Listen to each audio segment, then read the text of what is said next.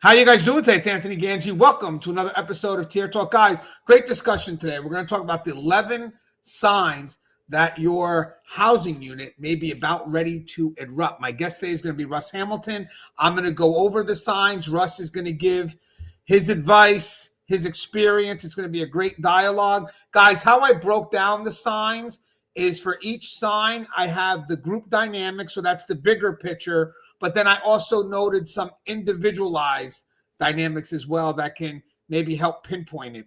I also want to mention that even though we're given these signs in isolation, most of the time these signs bleed into each other and could be happening all at once. But it's just a great dialogue. Looking forward to having it. Looking forward to learning from Russ from his tactical experience. I know Russ is excited. Russ had no idea what the topic was, so he just found out just now. So I'm sure he's excited because this is sort of within his forte, but we'll find out as soon as I bring him in. Hey, Russ, I thought you'd be interested in this topic. I love reading my yard. I love being able to figure out what's going on, and there's just so much to it. I'm excited to see what these different things are going to be. And, it's one of those things that you should always be on top of reading what is happening on your yard, what's happening in your unit, and trying to figure out and discern what the whys of those things are. Because, you have a chance to stave off a potential and very likely a riot. I've been in lots and lots of riots, and, there was always something there that we were able to see. But sometimes even if you read it, you can't stop it. Yeah, and guys, look, Russ has no idea what the signs are, which is pretty exciting. But hey, Russ, before we get started, do you mind introducing yourself to our audience? Sure. My name's Russ Hamilton. I'm a former and retired sergeant from California Department of Corrections and Rehabilitation. I started my career way back in 1989 at San Quentin State Prison. I have also been a senior juvenile correctional officer for the local county where I live. And I am also the founder of Keepers of Chaos, which is on Facebook, and it's dedicated to the brave men and women of correctional law enforcement. And it's to support you guys. It's to bring you guys training. It's to bring you guys content and support. And so that's basically what Keepers of Chaos does. And that's about it. All right. So, guys, as I said, I have it's going to be 11 signs, even though we put here 11 signs that your housing unit's about ready to erupt. It can go outside of just the housing unit. That was just something I put in there. So the first sign I got, Russ, is I got unusual quietness. So I got a sudden drop in noise level can indicate inmates are plotting or waiting for something to happen. This silence is especially concerning during active periods like recreation or meals. Example, the day room becomes eerily silent, groups avoid engaging with staff, and the environment feels unnervingly calm. On the individual cues, I got normally talkative inmates suddenly avoid speaking or engaging. An inmate isolates themselves in a corner of their cell, retreating from social activity, and an individual displays a nervous or distracted demeanor, avoiding eye contact or monitoring the room. So how's that as a first sign? Okay, so this is typically, there's kind of like two levels to this. And one thing is that you'll notice like a decreased energy on the yard. Guys will, probably, start grouping up, but they're kind of quiet. They're no longer engaged in a lot of exercise, if you will.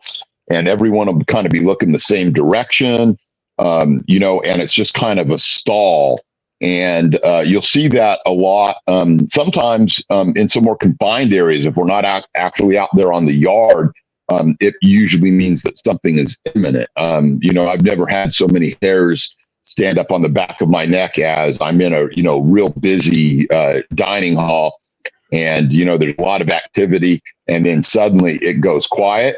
That's the part where I put my back against a wall and I look around and I start to get ready because it's almost surely going to go. And I mean, within seconds or minutes. So those are all things, that's either a sudden decrease or an overall general kind of like nobody's doing exactly what they should be doing as they normally do it. and you also see, people are, no longer, just engaged in the process of prison life. And so that's a very, very key factor there. And sometimes it happens early enough that we can do something about it. But usually, in the terms that I think about it, usually it means that something is imminent. And that's the time to, go ahead and start people running in your direction. All right. I got group or cliques forming. So unusual group formations, especially among inmates who don't typically associate, can be a precursor to trouble. For example, groups whisper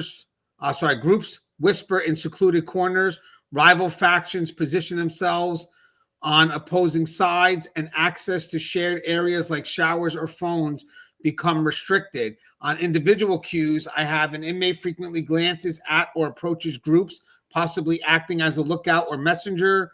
A lone individual quickly joins and leaves a group, suggesting they've passed on information. And an inmate's body language suggests hesitation or unease when around certain groups. What's your thoughts on that, Russ?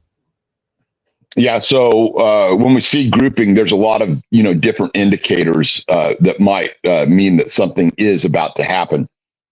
Generally, what you tend to see is larger groups and people all staying in their, how do I put this? They're not their assigned area, but the kind of the politics of that particular unit. They stay in the area that they're supposed to be in because they divided up according to their security threat group or ethnicity. And then the next thing you see is sometimes they will try and avoid some of the more neutral areas because obviously not every place is like that. And then the next thing that you will sometimes see is sometimes they will be trying to, quell or squash an issue. And so sometimes you will see people delivering, some messages back and forth. And this is a key indicator that there is some type of tension out there. And that's one of the things. I think I'll cut that there because I think I know what a couple of the next things coming are. So just that, an imbalance in the way that your groups are normally distributed is always a bad sign.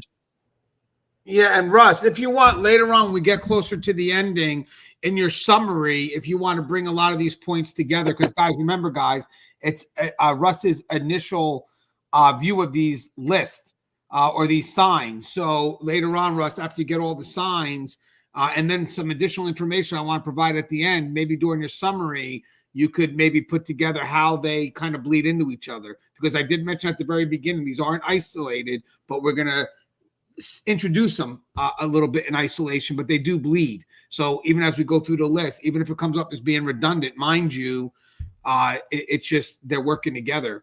So the next one I have is increased tension in body language. So nonverbal cues like defensive postures or heightened alertness often signals brewing conflict. So an example is inmates pace back and forth, avoid eye contact, or stand stiffly while scanning the room. And then I have some individual cues. An inmate repeatedly adjusts their clothing, tightens their shoes, or fidgets nervously. Heavy breathing, jaw clenching, or clenched fists signal physical preparation or stress.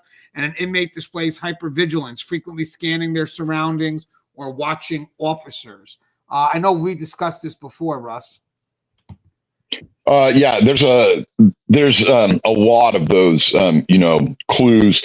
Some subtle, not so subtle. One of the big things that I look for is, sort of that, limbering. People are expecting something, but they're focused in one direction, and that is a actual body cue. The other thing, is they start doing, this limbering, and it's kind of, nervous stuff. They'll keep cracking their neck.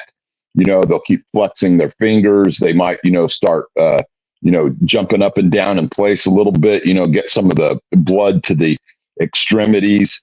Some of the things that you'll see is if you're up close on them, you will see them, maybe necessarily, clenching their jaw, clenching their fists, and they're doing what they can to prepare themselves to get ready. Adjusting the clothing is another good one. If your tennis shoes are loose, they're going to want to, cinch those up a little bit.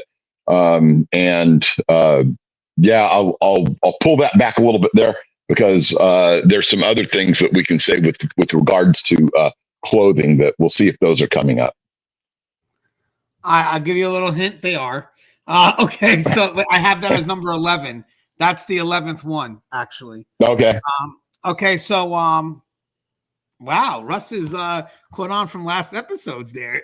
He knows not to, because you know what, your experience, Russ, everything tends to bleed in because you're seeing everything happening at once. But when we're trying to give it out to the new boots, I think it's good to introduce it in isolated fashion and then, try to start meshing it all together. Okay, Yeah. so, and that actually may be worthy of a topic one day.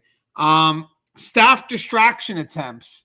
So I got inmates may use distractions to divert officers' attention, allowing others to act unnoticed. So example, a commotion breaks out in one area while suspicious activity occurs elsewhere, or multiple inmates simultaneously approach officers with questions or complaints. The individual cues. A single inmate fakes a medical emergency or demands immediate assistance.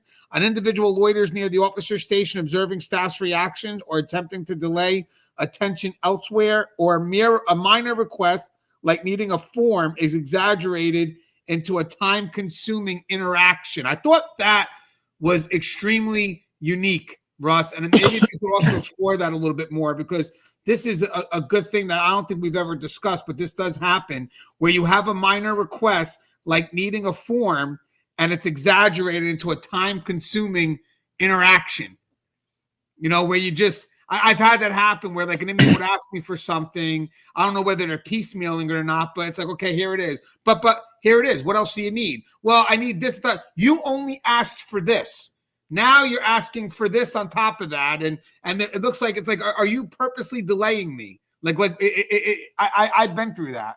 And it's good to note that it could be a distraction. Yeah, there's a lot of different ways for inmates to distract you, or I've seen them like with doing the form thing or other things where they will try and purposefully get in closer to staff as a method of ensuring their own safety. And so while it may not be a distraction necessarily, it could be a way to try and get attention so that when things do start to jump off, maybe they're closer to some staff members where they might feel safer. And I've seen them do that. I've seen them start fights in the middle of things that are going on in order to get themselves removed from the yard. I've seen them, fake medical incidents to get themselves removed from the yard because they were already, either targeted or they were just the sort of inmate that can't deal with the kind of, pressures that come with having to, go and get involved. Because one of the things that we sometimes see are what we call, a mandatory yard, where a shot caller will say, hey, everyone, when we do this release, everyone's going out. And so they do have to go out, but that doesn't mean that they necessarily want to stay there. And so there's so many different things that can happen with regards to this. I've walked into units where they were cutting dope, and the first thing that happens is somebody walks up and slugs somebody else so they can try and secure the dope in order to distract me away from what's going on with this fight, which at that point could be a fake fight or it could be a real fight because someone just got clocked and didn't know what was going on. So many different things. Purposefully engaging you to try and take you off of what's going on, to give them a chance to position better, to start a riot. I've seen that try and happen. Usually, if they're that comfortable, it's a little bit dangerous because then it may not just be about what's happening out there on the yard. It could be about what's happening on the yard. Plus, they want a chance to, maybe take a cheap shot at staff or something. So all of those things, anything where you are focused, that they can place your focus there, could be an indicator. All right. And I also got, next one I got is contraband movement. So an increase in covert exchanges or unusual movement often signals preparation for disruption. Examples: inmates pass notes or objects discreetly, stash items in restrooms, or repeatedly visit specific areas. So for some individualized cues, I have an inmate frequently touches their waistband, shoes, or other areas where contraband might be concealed.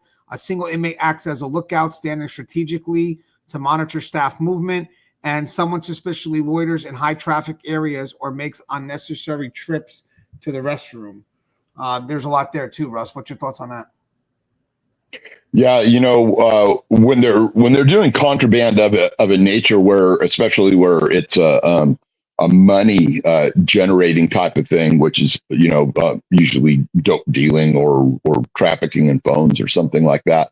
They have to put some type of security on the item that they have.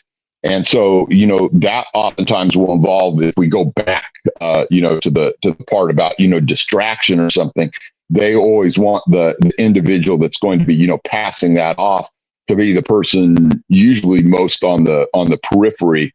If it's a big deal, if it's not some hand to hand or, armed through a window getting a shot or whatever that is, they have to try and put some security on that, because if they don't own whatever it is that they've got outright, they can be left holding the bag. And so they want to make sure that we as staff don't have the chance to get to that. One of the things that you'll see all the time is when you're entering a dorm that has a dorm or a cell block or whatever it is, where you're entering and they have something there, they'll almost always shout out, as a matter of course. You'll see an uptick in that activity when they really do have something, though, almost as if they can't help themselves, because as a general matter, they will always warn that someone is there. And that's one of the things that if you can, you try and, snip it in the bud if you can. But you just have to be really cognizant that those are times where things can go potentially wrong. I'll never forget Christmas Day, and I don't remember exactly what year it was, but there was some movement of some contraband going on between Crips and Bloods with regards to a cell phone. And one of the Bloods decided that he was not going to give the cell phone that he'd paid for some rental time on back to the Crips, and it went completely all bad. We had probably about 70 or 80 guys out there fighting over one guy's refusal to hand a cell phone back. And so you'll see, all of this different movement. You'll see sometimes it's notes, sometimes it's word of mouth, sometimes it's a lot of signaling. And if you can be on top of your game, there's a lot of times where you can do things that allow you to intercept that contraband. We used to, identify guys all the time that were holding contraband, and we would just, put the whole yard down, and the tower would do it. And then we'd have some officers come like they were responding, and they'd start to respond, and then poof, they'd swoop in on the little group, and we'd get stuff off of them, weapons, dope, cell phones, all of the time. Kind of a little bit of a inmate distraction little tactical there, right? How inmates. Yeah, it was the double do switcheroo. Yeah, double. Is that what it's? Is that the name of the policy? The double do switcheroo. Yeah, that was my policy. That was one of my favorite things to do all day long. Yeah, I like to see that policy. All right, so we got sudden changes in inmate behavior. So I got behavioral shifts such as uncharacteristic calmness or defiance often signal underlying tension. So kind of like the extreme. Examples: compliant inmates suddenly challenge authority. Known agitators become unusually quiet, and groups avoid typical routines like recreation. For individual cues, I got an inmate who's typically social, withdraws and isolates themselves. An individual begins giving away belongings such as commissary items, suggesting they anticipate consequences or conflict. And a normally rule-abiding inmate starts pushing boundaries, such as ignoring minor directives. What's your thoughts on? I mean, a little bit of a survival mode there too, as well. Yeah, there's a lot of different things and reasons for those. Sometimes they're hoping maybe that you'll lock them up for the rest of the day, because that kind of obviates their responsibility to be out there on that mandatory yard where things could be ready to go south in a hurry. Sometimes I've had inmates that I knew enough about the way that they would talk to me and so forth, that suddenly they decide that they're going to get chesty, and instantly, boom, man, I've clicked them into cuffs and set them aside in a holding cell for a minute, and then taking them into the lieutenant's office, and then they just spill their guts, and they would be reliably telling us what was going on. And so sometimes they're trying to get a message across to you in that manner.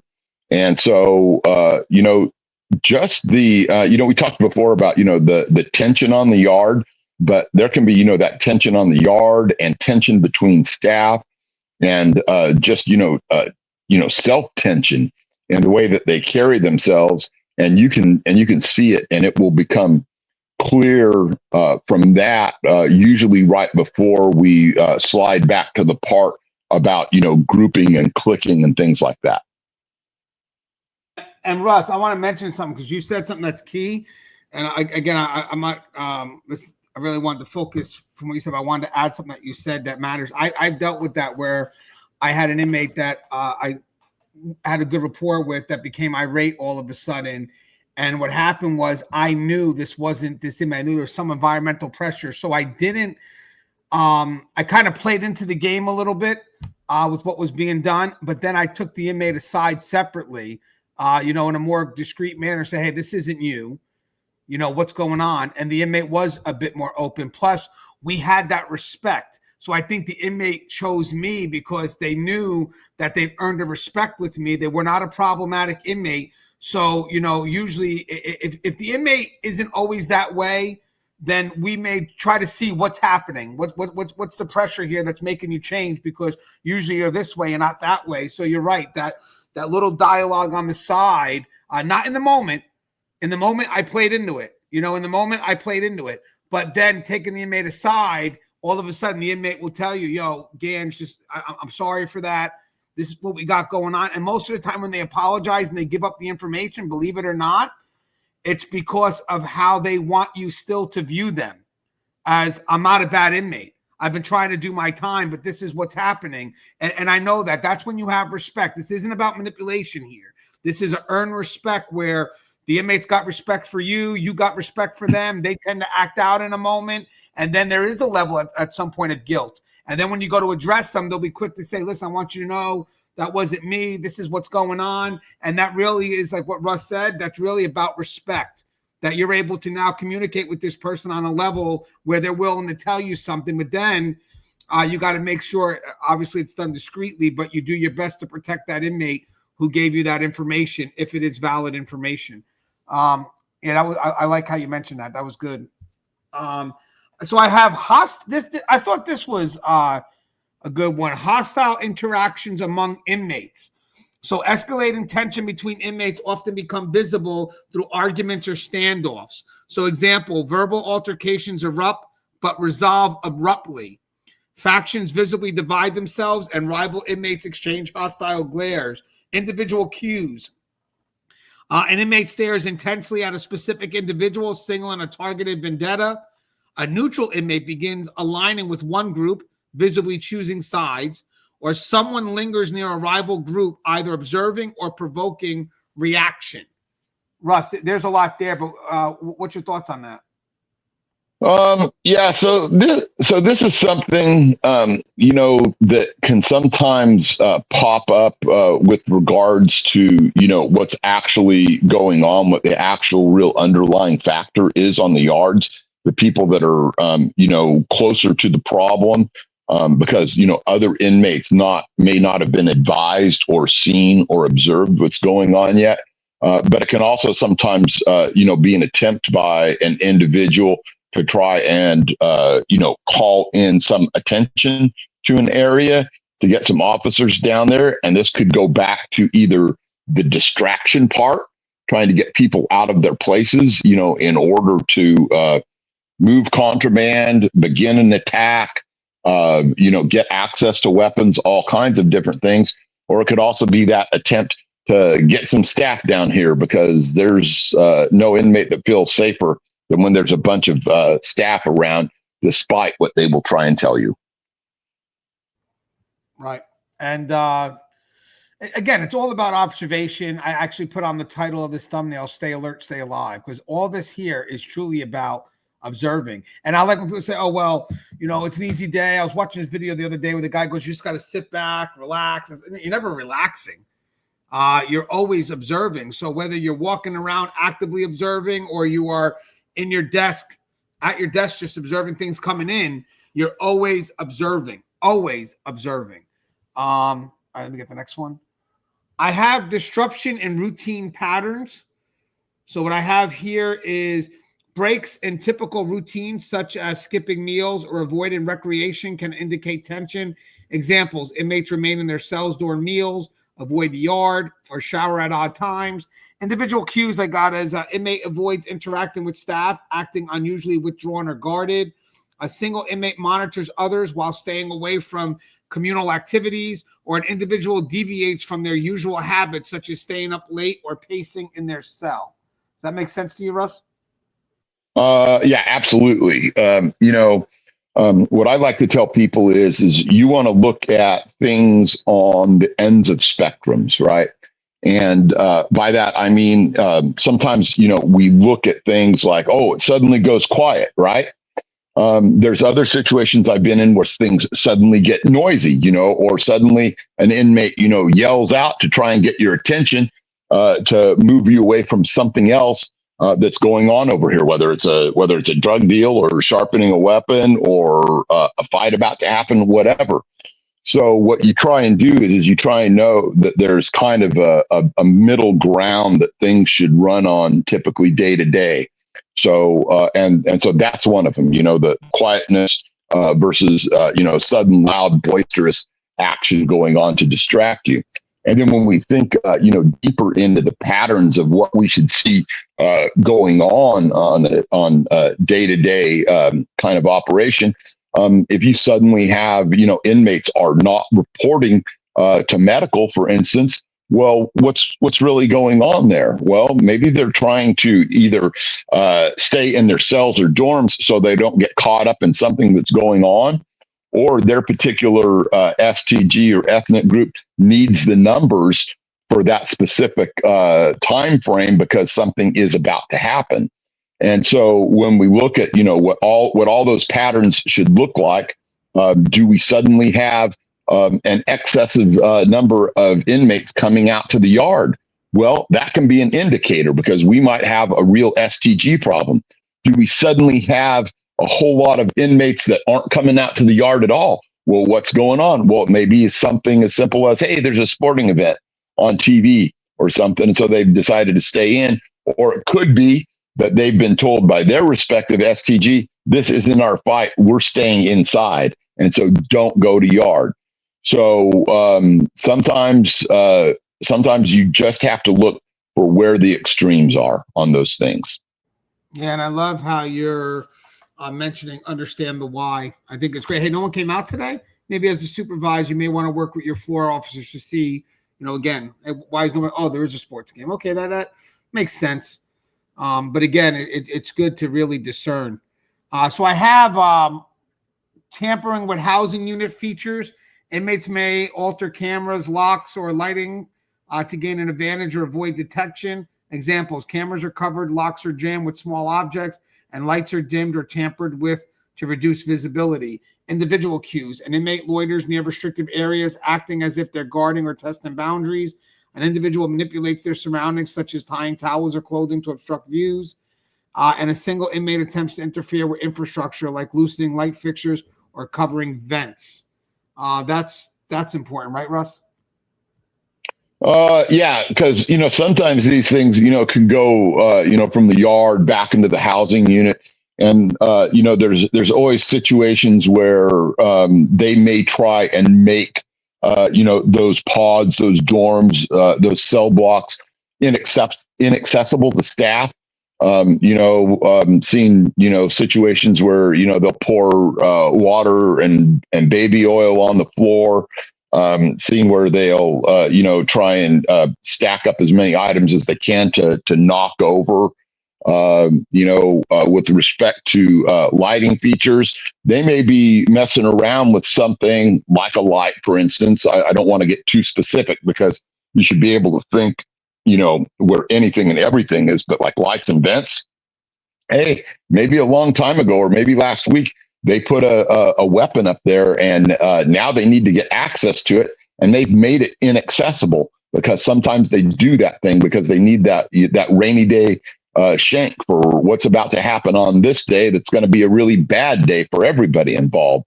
And so it can also be, I've seen them take all the lights, like fluorescent lights out of areas where they were using them to throw at other people and to try and get, those jagged, sharp edges and that nasty, powdery stuff that comes up out of the lights, introduced into the equation. Once again, makes it harder for staff to respond.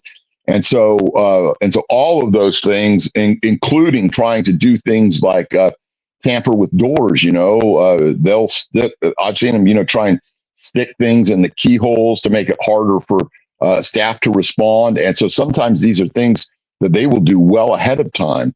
And so if you suddenly, over a period of a day or two or three, have some doors that have some problems, or some areas where they've done some destruction and some vandalism and some things like that. It's time to turn your thinker on and go, why is this happening? Why is this happening now? And what could be the results of this? And just, ask those things to yourself, because sometimes if you puzzle them together, you'll figure out what it is that they're trying to do and why. Right. And then let me go to the next one. I got increased requests or grievances. So for this, I have a spike in complaints or requests can overwhelm staff and serve as a distraction. Example, multiple inmates file grievances simultaneously or repeatedly call officers to their station. Individual queues. An inmate repeatedly requests minor items like forms, prolonging interaction unnecessarily, which we talked about. A single individual dominates staff time with fabricated complaints or exaggerated issues, or an inmate persistently demands attention while others act suspiciously in the background. What's your thoughts on that, Russ? Sometimes these things blow up immediately because the grievance. Sometimes I'm just saying this is one particular scenario that I've seen before. Sometimes grievances will reveal what the issue actually is or could be with regards to things like food or access to canteen or access to medical or access to visiting or whatever's going on. And so those things, once again, if you look back at those, are kind of one of those things that tend to start to tilt in a pattern, If we see where, suddenly we have an uptick in grievances and they're all grieving the same thing, or even if they're all grieving something different, there could be an indicator there. And so you never know what it is that inmates are actually trying to do. They could be trying to, find a way to pass along to staff some information. Maybe they're trying to put themselves into a position where they get removed from the situation. Like they could suddenly start complaining about something that hasn't bothered them before, but is maybe even true about their medical history. And they want a reason to be taken to medical. They want a reason to be housed in the infirmary. They want a reason to be housed in an outside hospital or whatever it is. And those are all, little tricks and reasons that they use because they just aren't necessarily as down for what's going on as some of the other fellas are, if you know what I mean. Yes. Now, Russ, I have your favorite one. I saved it for last. It's number 11. It's suspicious clothing choices. So I just want to read to you what I have here.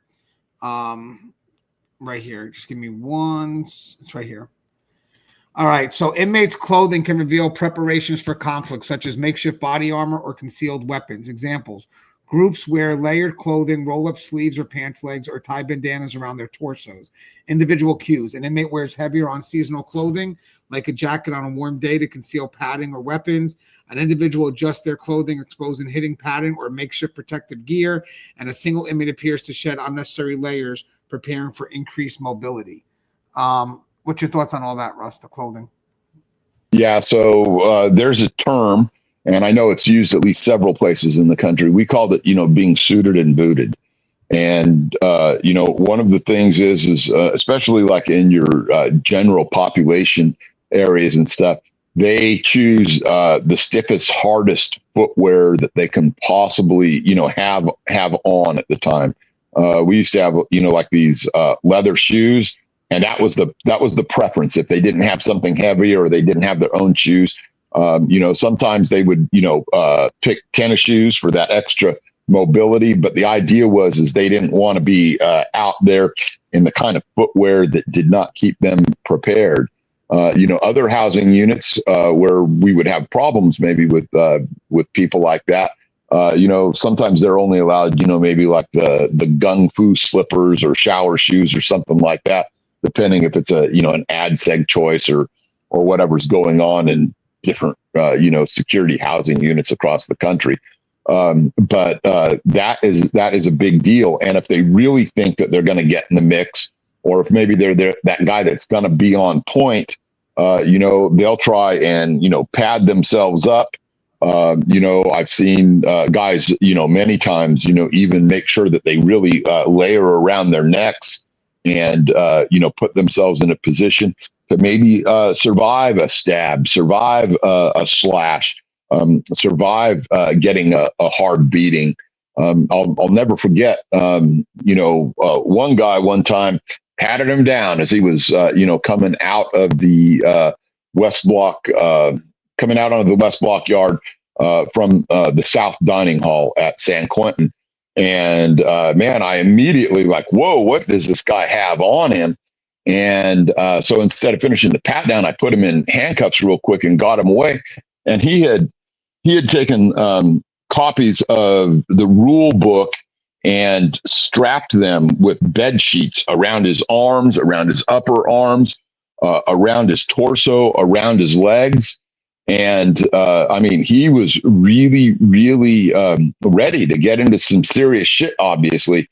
And then I pulled out of his pocket, I'll never forget, was a note that said, if you come out for chow this morning, we're going to nail you. And it was in Spanish. And so the word was clavar, we're going to nail you. And so he decided he was going to go and eat anyway. And so all of these things, can show what inmates are, preparing to do, either defensively or offensively.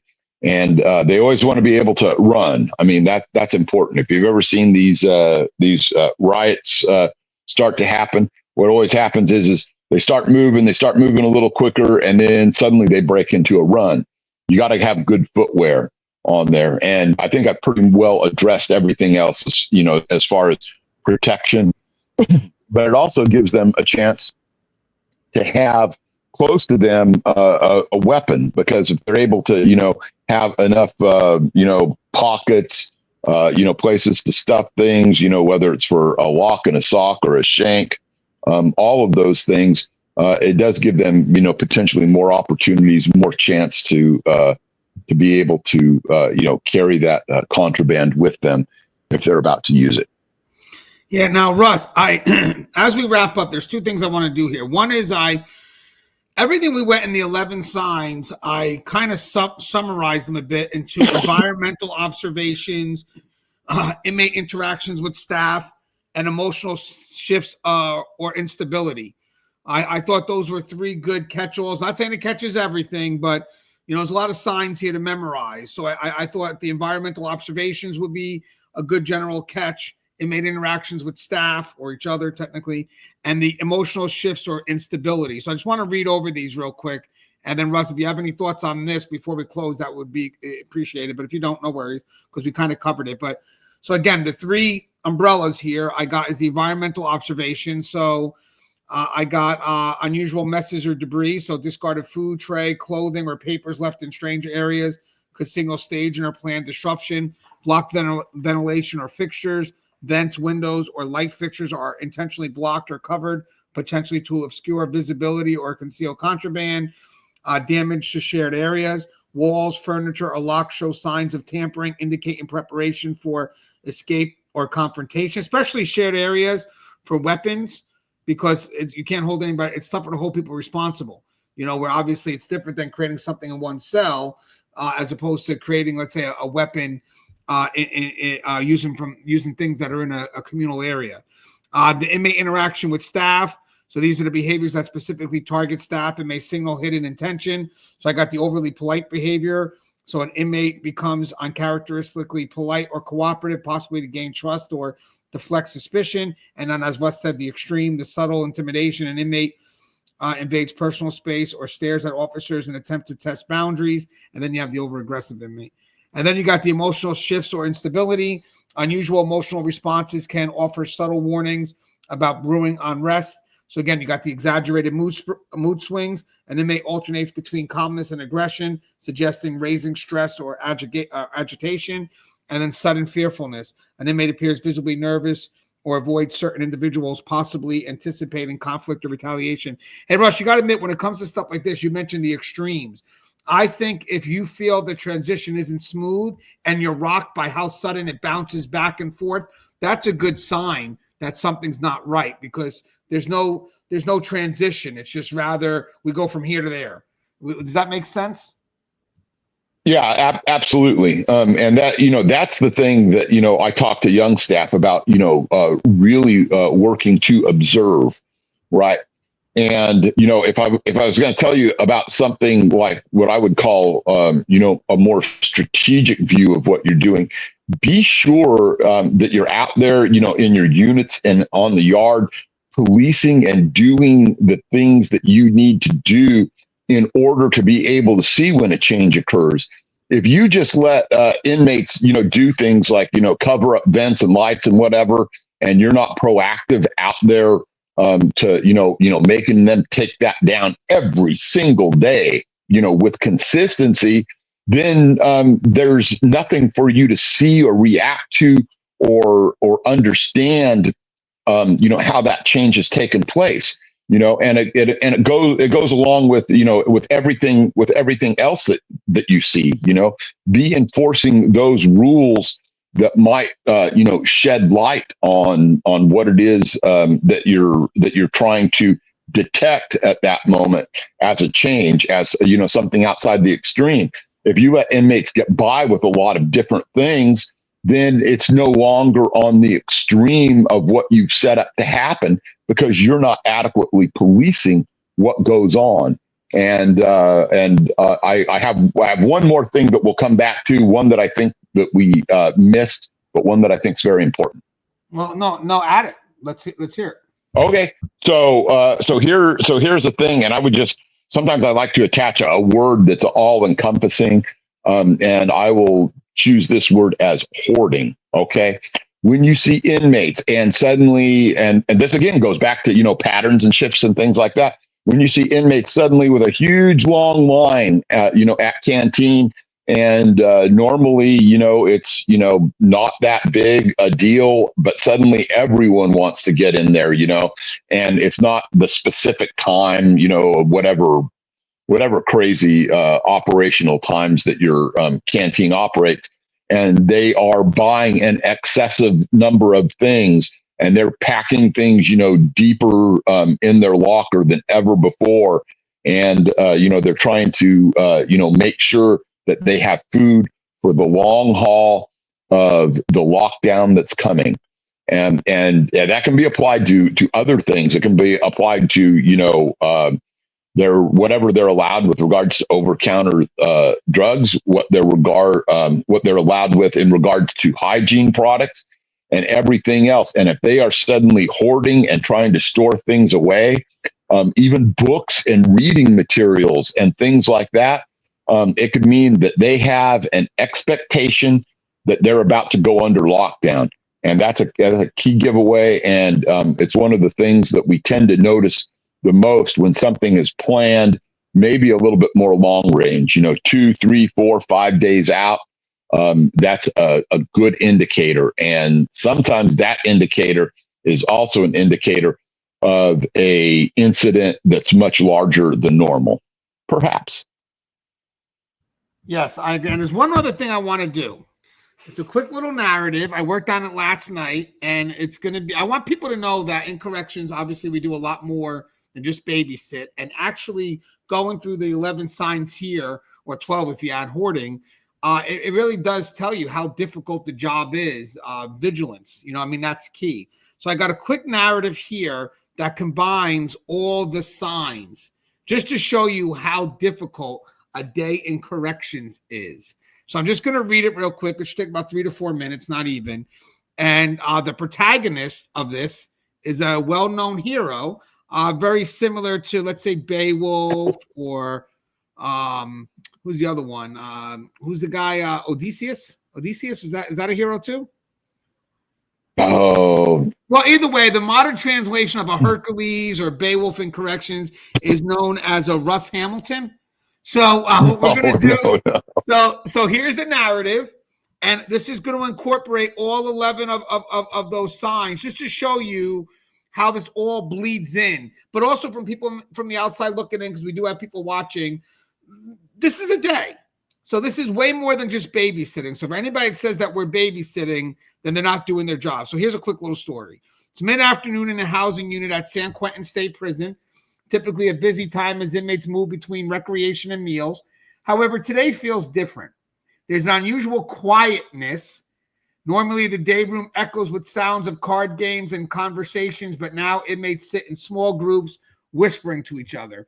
A few linger near the phones, occasionally glancing at the officer's station. Now, Officer Russ Hamilton, a seasoned officer at San Quentin, feels the hair on the back of his neck stand up. Well, at his age now, the hair in his ear. No, I'm kidding. Oh my God. I'm kidding. Something is off, but the signs are subtle, fragmented, that's key, and easy to overlook, because fragmented, again, the experience of what puts it together. As he walks by the tables, Russ notices groupings or cliques forming in ways that seem unnatural. Inmates who don't typically associate are huddled together, leaning in close to exchange whispered words. Rival groups are visibly staking out separate areas of the room, their body language signaling tension. Russ catches a glimpse of Carter, a loner, leaving a table of known troublemakers with a tense, purposeful stride. It's a brief interaction, but Russ files it away as he continues his rounds. While observing these groups' dynamics, Russ picks up on increased tension in body language. Several inmates are pacing near the walls, avoiding eye contact, while others sit rigidly scanning the room.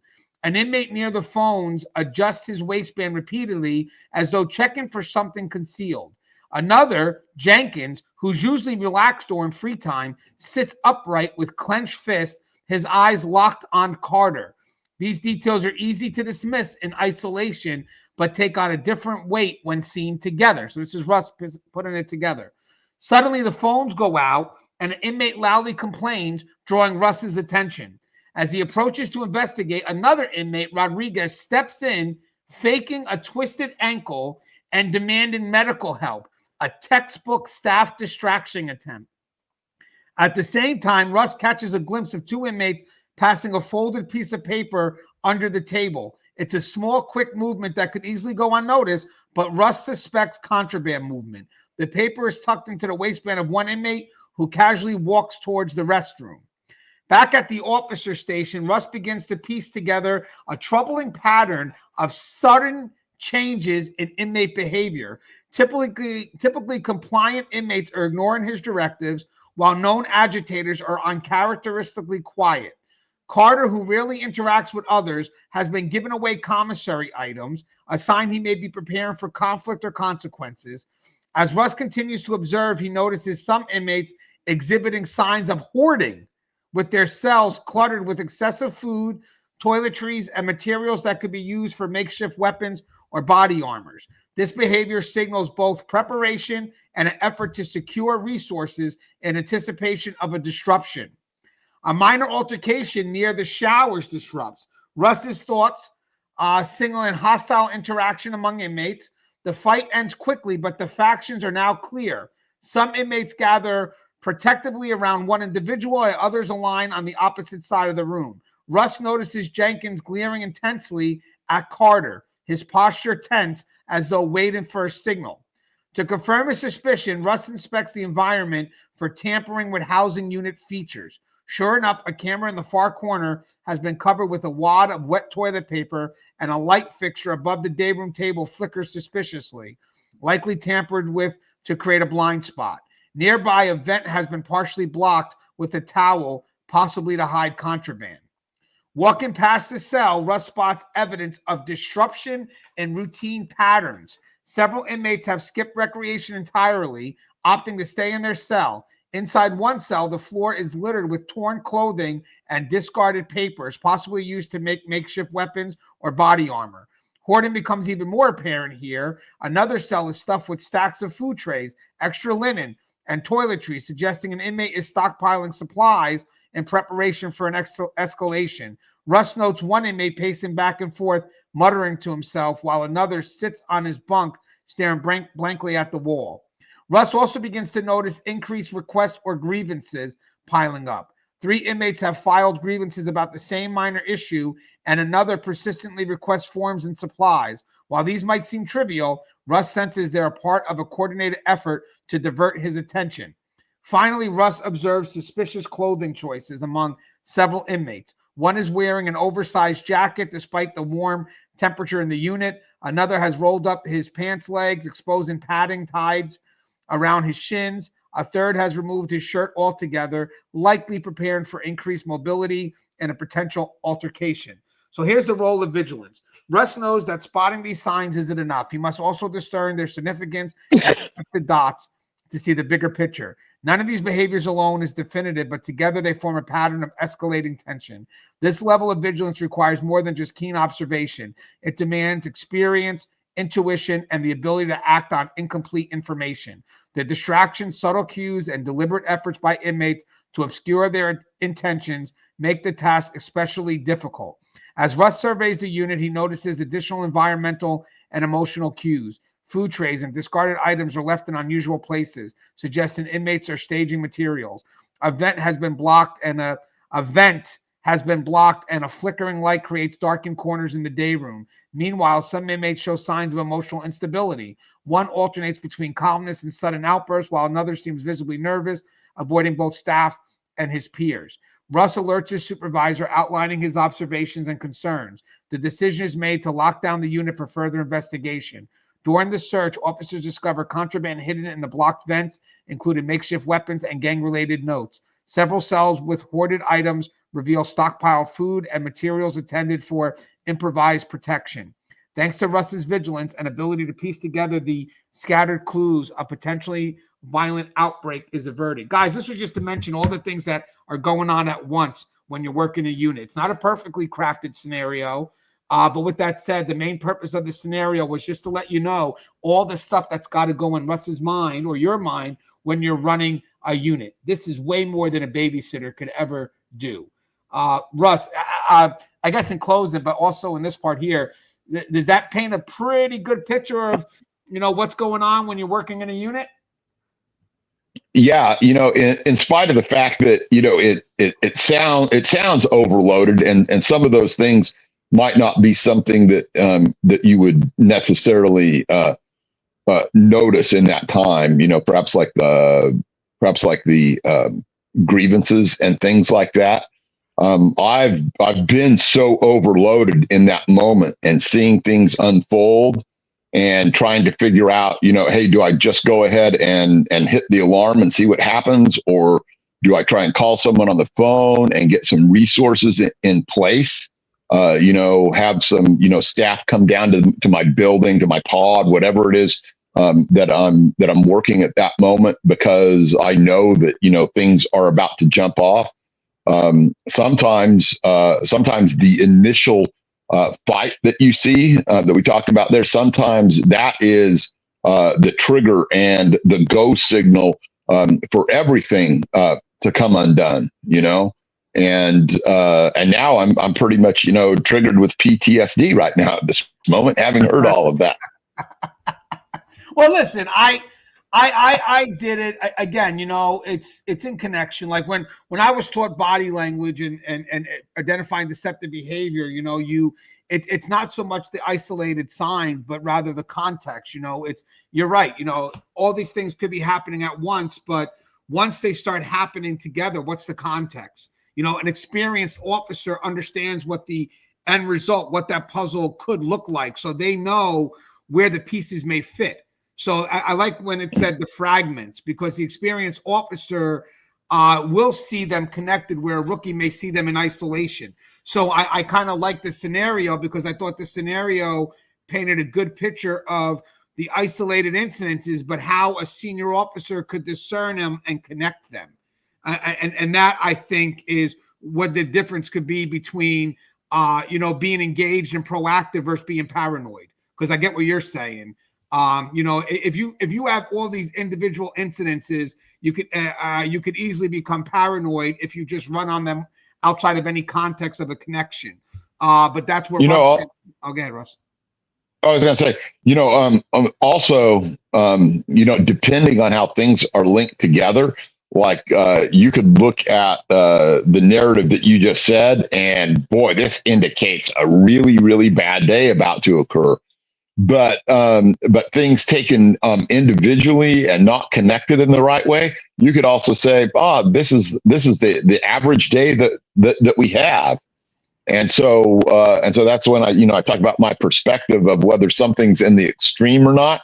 You have to have kind of a baseline of, what your facility is like and what you've been doing up to that point in order to try and be able to detect whether or not, this whole thing is out of kilter on some extreme or the other. Because there's a lot going on in any given day, even when bad things ain't happening to me. You know what I mean? Yeah, and guys, I like what Russ said, because it is really always navigating through those extremes, but the middle should be filtered through experience, and that's where we kind of are balanced between proactive measures and paranoia. It's basically the experienced officer in the middle who knows how to filter and connect what they are seeing. Russ, this could make for another topic one day where we talk about how things could be viewed in isolation, how things could be viewed in connection, but also the control to an experienced filter. Because if you do have someone that's extremely nervous, the way they connect things may not be where we're at. And that could also cause a concern.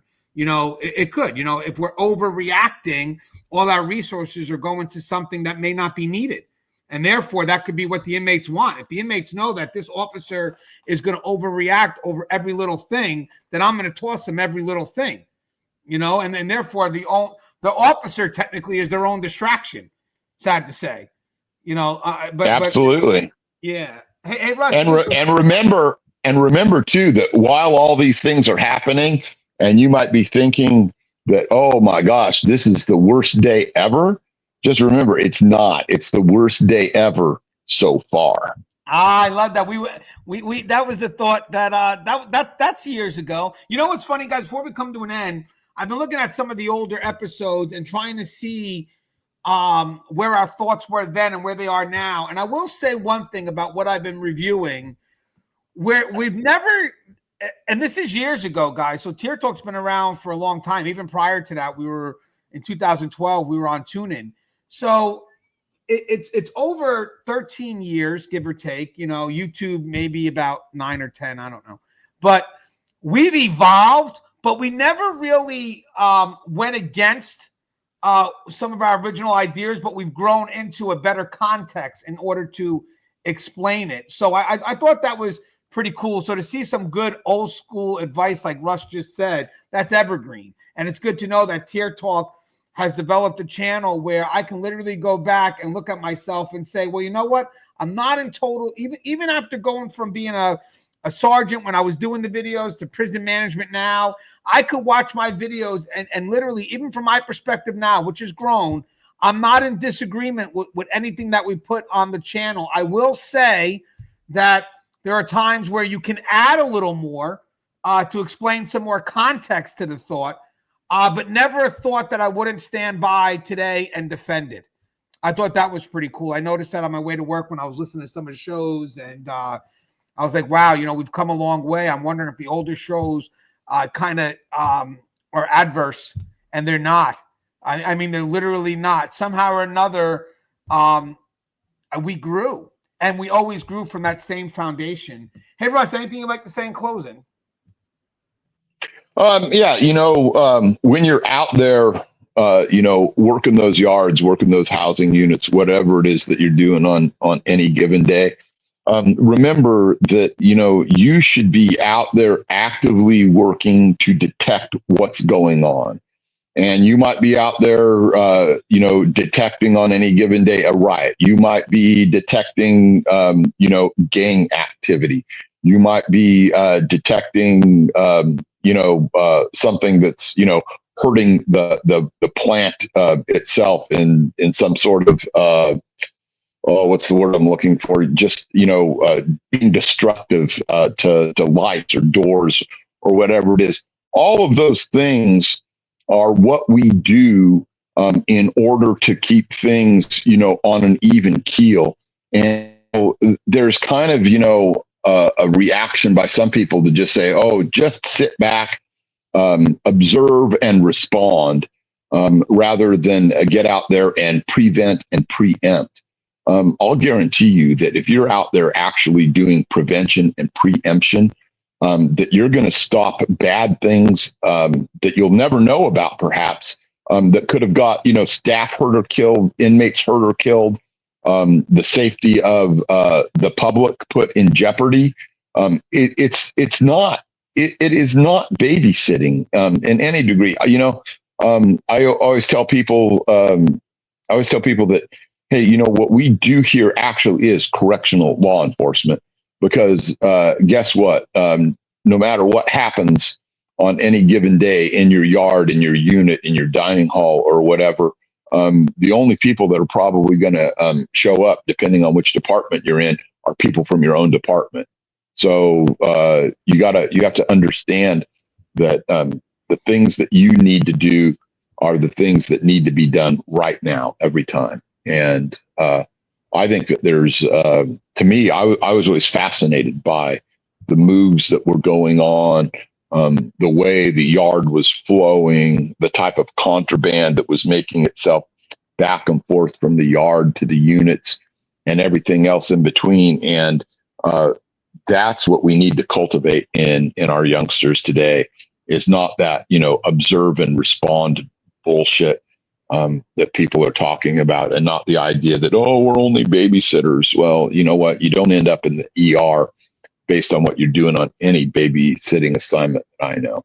So anyway, people, take care, stay safe, be proactive. And that's what got me through a great career. I was never bored. And I think we'll do a live soon. This will mark, when I post this video up, this will mark 1,686 videos we have on this channel. So I mean, it's pretty cool, and it's crazy because if you watch the videos, we may cover topics more than once, but in the revisit, we always add something new, and that's true. So you say, oh, well, you covered that before, but watch it, because when we cover it, that's because we figure there's another area we haven't touched on.